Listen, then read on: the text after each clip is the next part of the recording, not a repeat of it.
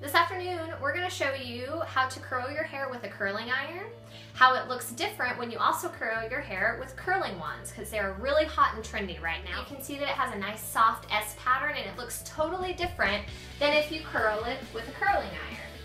So stay tuned and we'll show you the difference and how to achieve the same look. A lot of clients complain about how their hair never holds curl. Well, the key to getting your hair to hold curl is to make sure that you have something in it that will give it that grip to hold the shape that you want. So what I did was use Paul Mitchell's Fast Form. Very nice, light grip cream. When you put it in wet, you blow dry it, it doesn't feel like you have anything in your hair. So it doesn't feel like you've got lots of product or buildup. But it is going to give you the hold you need for the curl. Then we've blow dried it, and this is what my hair looks like when it's just naturally dried. It's not really straight, but it's not curly either. It's kind of on the frizzy side. So the first thing I'm going to do is show you the difference between using a curling wand and using a curling iron.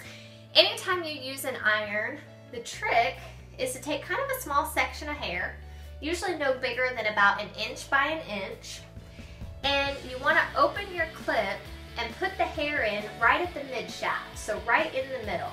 And then you're going to close your clip.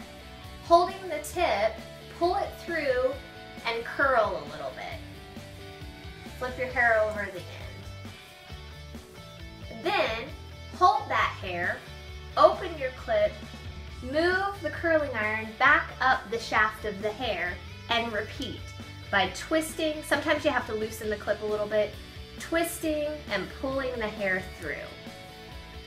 And again, open the clip just slightly, twist and pull the hair through. Sometimes you have to take those ends and kind of coax them up towards the top of the iron a little bit.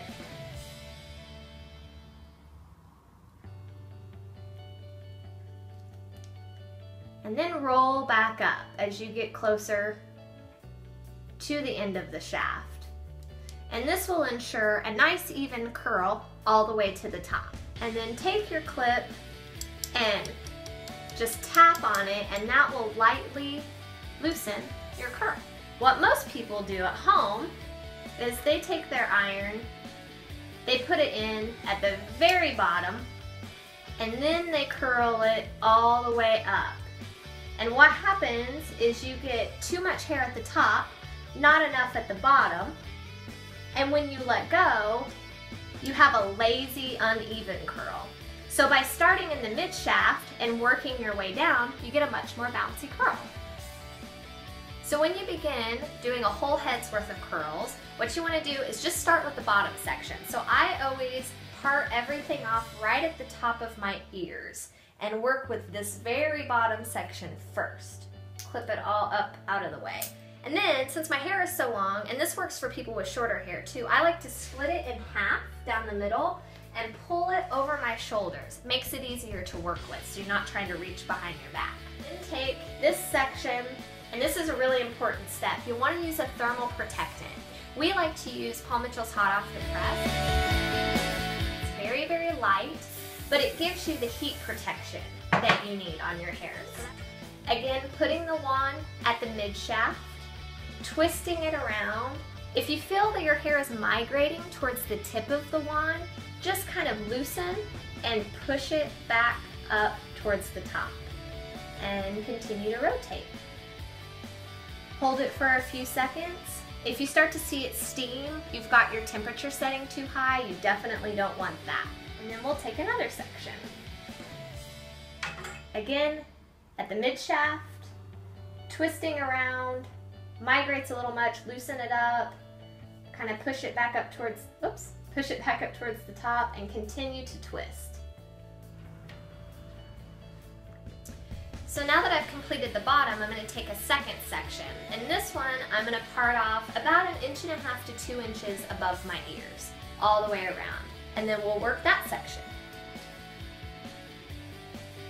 And splitting it in the middle, pulling it around the shoulders, and adding your Hot Off the Press thermal protectant.